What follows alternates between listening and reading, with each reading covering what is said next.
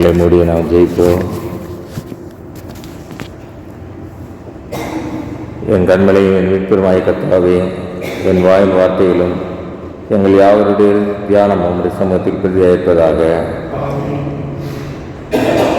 கிறிஸ்துவுக்கு பிரியமானவர்களே, இந்த நாளின் தியானத்திற்காக கொடுக்கப்பட்ட தலைப்பானது பொய்யை களைவோம். பொய்யை களைவோம். ஒரு வசனத்தை வாசிப்போம். எபேசியர் 4:25. அன்றியும் நாம் ஒருவருக்கொருவர் அவையங்களாய் இருக்கிறபடியா பொய்களை கலைத்து அவனவன் பிறனுடனே மெய்யை பேசக்கூடாது. பொய்யை கலைந்து அவனவன் பிறனுடனே மெய்யை பேசக்கூடவன். அதாவது பொய் பேசாம உண்மையை மட்டும் பேசணும் அப்படின்னு ஆண்டவர் எதிர்பார்க்கிறார். ஒரு கேள்வி, வேதத்திலே காணப்படுகிற, நம்ம வேதாகமத்திலே காணப்படுகிற முதல் பாவம் எது?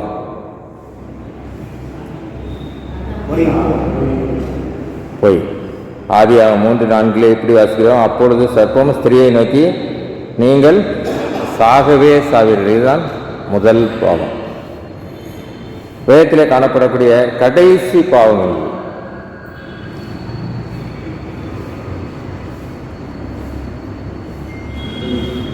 வெளிப்படுத்துதல் 22:15 எப்படி வாசிக்கிறோம்? நாய்களும் சூனியக்காரரும் விபச்சாரக்காரரும் கொலைபாதகரும் விக்கிர ஆராதனைக்காரரும் பொய்யை விரும்பி அதன்படி செய்கிற யாவரும் புறம்பே இருப்பார்கள். பிற கடைசி சொல்லப்பட்டிருக்க வார்த்தை பொய்யை விரும்பி. முதல் பாவமும் பொய்யில தான் ஆரம்பிக்குது வேதத்தில், கடைசி பாவமும் பொய்யில தான் முடியுது.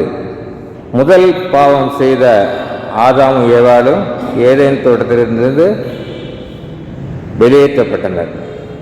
கடைசி பாவம் செய்தவர்கள் பரலோகத்திற்கு புறம்பே தள்ளப்படுறார்கள். வெளிப்படுதல் 22:15 பொய்யை விரும்பி அதன்படி செய்கிற யாவரும் புறம்பே இருப்பார்கள், வெளியே இருப்பார்கள். ஸோ பாவம் செய்தால் நாம் வெளியேற்றப்படுவோம். கர்த்தருடைய பரிசுத்த பருவ இடத்திலிருந்து நாம் வெளியேற்றப்படுவோம். ஏனென்றால் ஆண்டவருடைய 10 கட்டளைகளிலே வந்து பிறனுக்கு விரோதமாய் பொய் சாட்சி சொல்லாதிருப்பாயாக என்பதாகும். யாத்திராகம் 20:16 நாம் இதை வாசிக்கிறோம். பிறனுக்கு விரோதமாய் பொய் சாட்சி சொல்லாதிருப்பாயாக. மாத்திரமல்ல, லேவியராகும் 19:11 நீங்கள் களவு செய்யாமலும் வஞ்சனை பண்ணாமலும் ஒருவருக்கொருவர் பொய் சொல்லாமலும் இருங்கள் என்று வாசிக்கிறோம். பொய் சொல்றது என்பதுனா நம்ம என்ன சொல்றோம்? ஜென்ரலா பொய்னா ஒரு சின்ன விஷயம் தானே, கொஞ்சம் மாற்றி சொன்னேன். பொய் சொன்னோம்னு சொல்ல மாட்டோம். ஒரு சின்ன விஷயம் தானே மாற்றி சொன்னோம் அப்படின்னு சொல்லுவோம். அதாவது நடந்ததுன்னு சொல்லலை, இதில் என்ன இருக்கு? ஆனால் அது எதற்கு ஈக்குவல் என்று வேதத்திலே சொல்லப்பட்டிருக்கிறது என்றால், களவு செய்வதற்கு சமமானது, வஞ்சனை பண்ணுவதற்கு சமமானது என்று வேதத்திலே சொல்லப்பட்டிருக்கிறது. மாத்திரமல்ல, நீதிமொழிகள் 12:22 வாசிப்போம். நீதிமொழிகள் 12:22.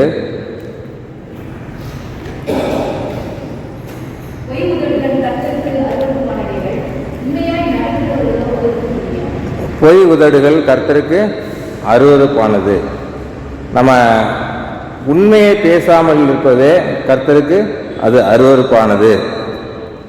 மாத்திரமல்ல, சங்கீதம் 63:11 பிற்பகுதியிலே பொய் பேசுகிறவர்கள் வாய் அடைக்கப்படும், பொய் பேசுகிறவருடைய வாயும் அடைக்கப்படும் என்று வாசிக்கிறோம். சரி, பொய் வந்து எங்கிருந்து உருவாகுது? பொய்யின் பிறப்பிடம் என்ன?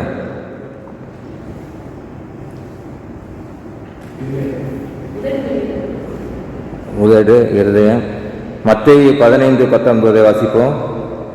மத்தேயு 15:19.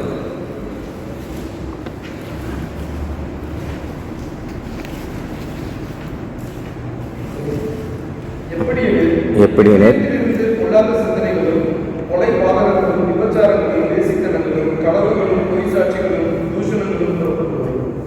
இருதயத்திலிருந்து பொல்லாத சிந்தனைகளும் கொலைபாதகங்களும் விபச்சாரங்களும் வேசித்தனங்களும் களவுகளும் பொய் சாட்சிகளும் தூசணங்களும் புறப்பட்டு வரும். ஸோ பொய்யின் பிறப்பிடம் இருதயம். அப்படியானால் நாம் முதலாவதாக இருதயத்தை காத்துக்கொள்ள வேண்டும். இருதயத்தை காத்துக்கொண்டால் அங்கே பொய் உருவாகாது. மாத்திரமல்ல, கொலோசியர் 3:9 ஒருவருக்கொருவர் பொய் சொல்லாதிருங்கள் என்று வாசிக்கிறோம். ஒருவருக்கொருவர் பொய் பேசக்கூடாது. அதாவது இவங்களை பற்றி அவங்கள பற்றி இவங்ககிட்ட நம்ம என்ன சொல்கிறது, சில விஷயங்கள் நடக்காத விஷயங்களே நடந்தது போல சொல்கிறது. ஆனால் இதில் என்ன இருக்குது, ஒரு சின்ன விஷயம் தானே மாற்றி சொன்னேன் அப்படி தான் நம்ம நினைக்கிறோம். ஆனால் ஒருவருக்கு ஒருவர் பொய் சொல்லாதீங்க என்று வேதம் நமக்கு கட்டளையாக கொடுக்கிறது. சரி, பொய் பேசுறதுனால என்ன பலன் நமக்கு கிடைக்கும்? சங்கீதம் 5:6 வாசிப்போம்.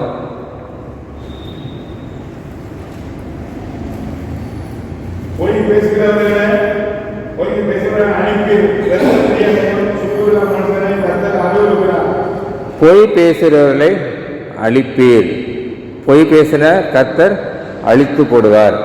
இதற்கு வேதத்திலிருந்து உதாரணமாக எடுத்துக்கொண்டோம் என்றால் அப்போஸ்தலர் 5ஆம் அதிகாரத்திலே நாம் எடுத்துக்கொள்வோம்.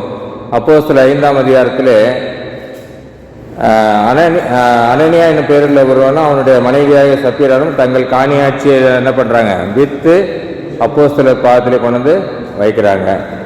ஆண்டவர் எந்த இடத்துலையுமே நீங்கள் உங்கள் காணியாட்சியை விற்று கொண்டு வந்து கொடுங்க அப்படின்னு சொல்லவே இல்லை.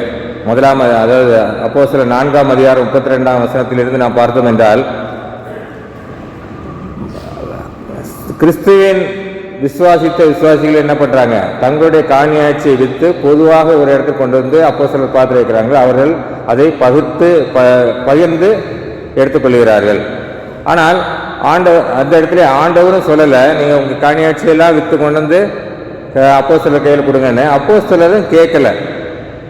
அப்போஸ்தலர் நீங்கள் எல்லாருமே நம்ம எல்லாம் ஒரு ஒற்றுமையாக இருப்போம், அதனால் நீங்கள் அவங்கவுங்க ஒருத்தர் அதிகமாக இருக்கும் ஒருத்தர் கம்மியாக இருக்கும், அதெல்லாம் என்ன பண்ணோம், விற்று கொண்டு வந்து கொடுங்க, நம்ம எல்லாரும் சமமாக பகுத்து சாப்பிடுவோம் அப்படின்னு அவங்களும் சொல்லலை.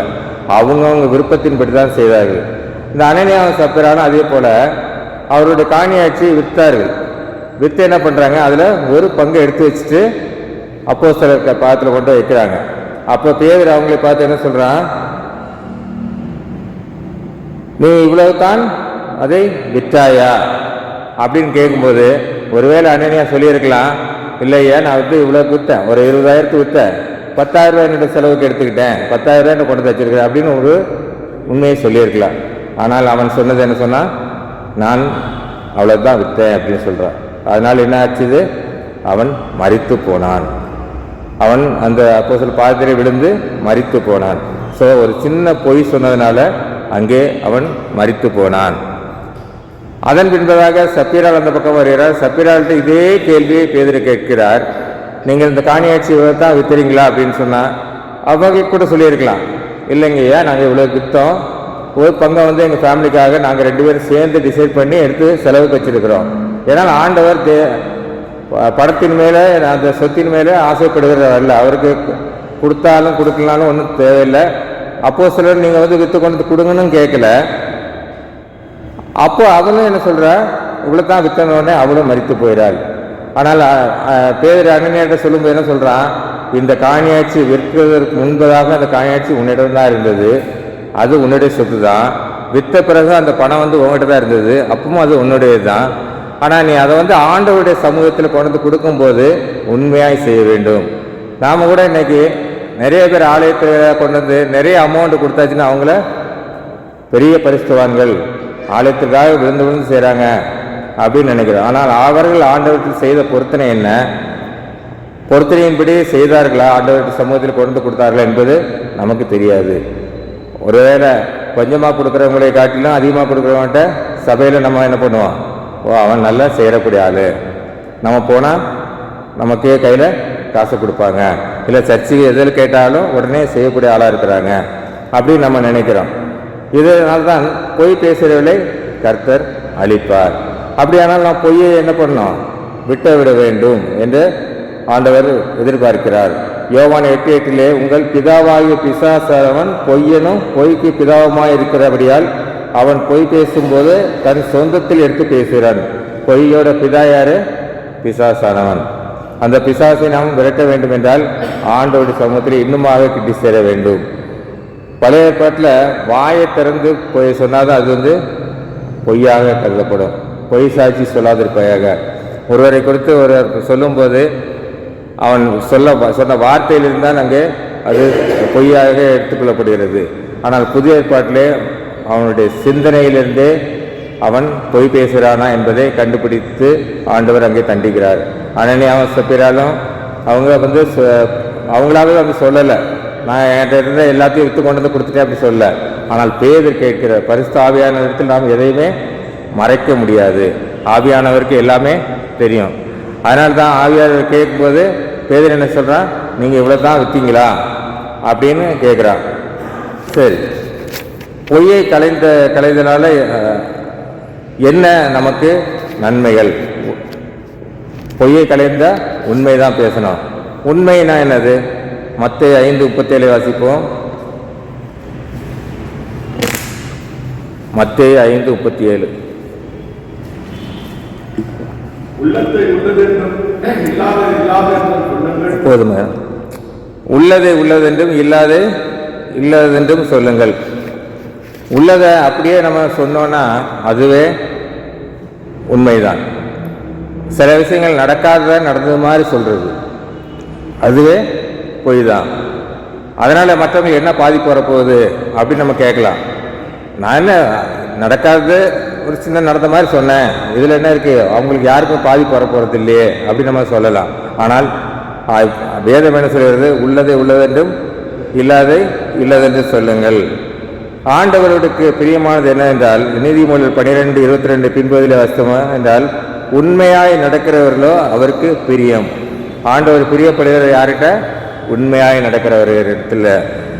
மாத்திரமல்ல, நீதிமொழியில் 28:20 உண்மையுள்ள மனுஷன் பரிபூர்ண ஆசீர்வாதங்களை பெறுவான். உண்மையுள்ள மனுஷன் ஆசீர்வாதங்கள் மாத்திரமல்ல, பரிபூர்ண ஆசீர்வாதம், அவன் தேவையான எல்லாவற்றையும் கொடுக்கிறவருக்கு ஆண்டவர் தயாராக இருக்கிறார். ஆனால் அவன் என்ன செய்யணும்? உண்மையை செய்ய வேண்டும். சகரியா 8:16 அவனவன் பிறனோடே உண்மையை பேசுங்கள் என்று வாசிக்கிறோம்.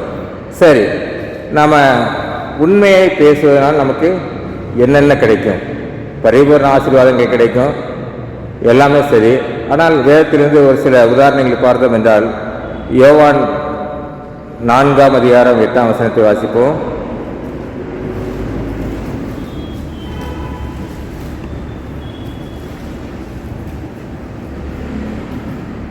அப்பொழுது சமாரியா நாட்டாளாகிய ஒரு ஸ்திரீ தண்ணீர் மல்ல வந்தால் இயேசு அவனை நோக்கி தாகத்திற்காய்.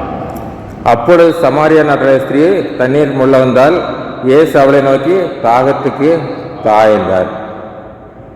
சமாரியர்களுக்கும் யூதர்களுக்கும் சம்பந்தம் கலவாதவர்கள், ஒருவருக்கு பேச மாட்டாங்க. அந்த சமாரியா நாட்டுக்குள்ள யாருமே யூதர்கள் போக மாட்டாங்க. ஆனால் ஆண்டவர் சமாரியா நாட்டை தேடி போனார். ஏனென்றால் அவர் ஒரு ஆத்மாவை கூட விடுவதற்கு மனமில்லை.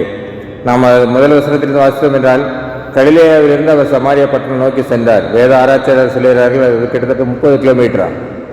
30 கிலோமீட்டர் நடந்து சென்று ஒரு ஆத்மாவை பார்ப்பதற்காக அவர் தேடி செல்கிறார். சமாரியா நாட்டுக்குள்ளே யூதர்கள் போகவில்லை என்றால் அங்கே சுவிசேஷம் அறிவிக்கப்பட்டிருக்காது, இயேசுவின் நற்செய்தி அறிவிக்கப்பட்டிருக்காது. சமாரியர்கள் யாருமே அங்கே அவர்கள் இயேசுவண்டே வந்திருக்க மாட்டார்கள். அப்படிப்பட்ட இடத்திற்கு இயேசு அங்கே போய் என்ன பண்ணுறாரு? அந்த பெண்ணிடம் தாகத்து தாயென்றாள் என்று கேட்டார். அவள் தண்ணீர் மொல்ல வந்த நேரம் ஏறக்குறைய 6ஆம் மணி, அதாவது மத்தியானம் 12 மணி. ஏனென்றால் அவள் ஒரு பாவியான ஸ்திரீ. 5 புருஷன் இருந்தாங்க, 6வது இன்னொருத்தரை கூட இருந்தார். அதனால் அவள் மக்கள் அவளை ஒதுக்கி வைத்திருந்தார்கள். அதனால் யார் கண்ணிலும் தட்டுப்படாமல் அவள் என்ன பண்ணுவா? 12 மணிக்கு வரா. அந்த சமயத்தில் ஆண்டவர் போகிறாரு, தாகத்தான் கேட்குறாரு. அதுக்கப்புறம் அவர் என்ன சொல்கிறாரு? 4ஆம் அதிகாரம் 6ஆம் வசனத்தில் இயேசு அவளை நோக்கி, நீ போய் உன் புருஷனை இங்கே அழைத்து கொண்டு வா என்றார். புருஷனை அழைத்து கொண்டு வா என்று சொன்ன உடனே யோவான் 4:17 அதற்கு அந்த ஸ்திரீ, எனக்கு புருஷன் இல்லை என்றாள். இயேசு அவளை நோக்கி, எனக்கு புருஷன் இல்லை என்று நீ சொன்னது சரிதான். அவள் என்ன பண்ணுறா? 5 புருஷன் இருந்தாங்க, இப்போ 6வது ஒருத்தர் இருக்கிறா. ஆனால் அவன் எனக்கு புருஷன் இல்லை, உண்மையை சொன்னாள்.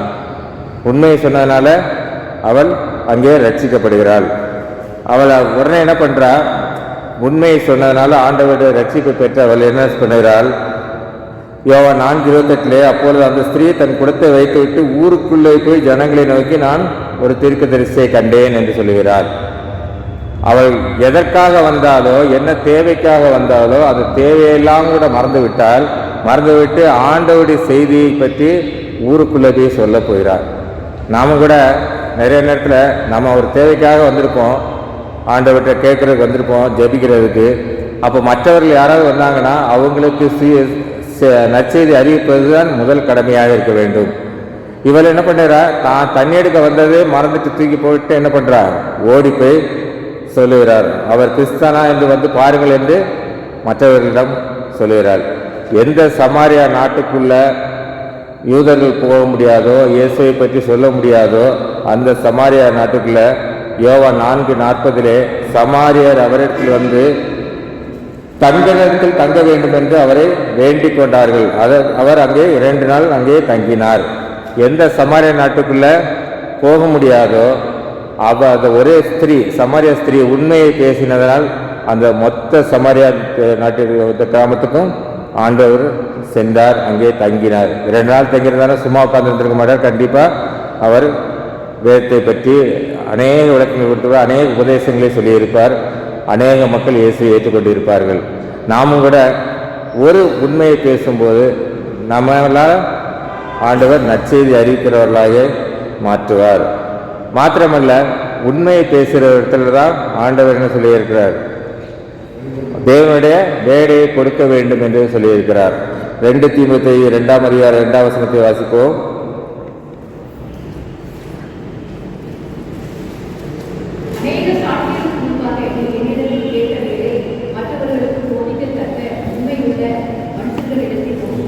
நீ என்னிடத்தில் கேட்டவைகளை மற்றவர்களுக்கு போதிக்கத்தக்க உண்மையுள்ள மனுஷரிடத்தில் ஒப்புவே. நற்செய்தி அறிவிப்பது, சுவிசேஷத்தை அறிவிப்பது அல்லது தேவனுடைய வேலையை செய்வது, தேவனுடைய ஆலயத்தின் வேலையை செய்வதே என்ன பண்ணணும், உண்மை உள்ள இடத்துல ஒப்புவிக்கணும் அப்படின்னு தீமோத்தேயுவுக்கு பவுல் ஆலோசனை கொடுக்கிறார். உண்மையாய் செய்யக்கூடியவர்களிடத்தெல்லாம் அதை கொடுக்க வேண்டும்.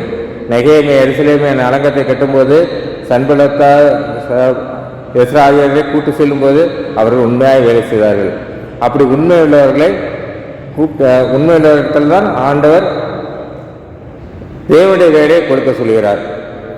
தேவனுடைய வேலை என்னன்னா சுவிசேஷ அறிவிப்பது மாத்திரமல்ல, அவர்களை ஜெயிப்பது, அவர்களிடத்தில் இரக்கம் பாராட்டுவது, அவர்களுக்காக உதவி செய்வது எல்லாமே அந்த வேலைதான்.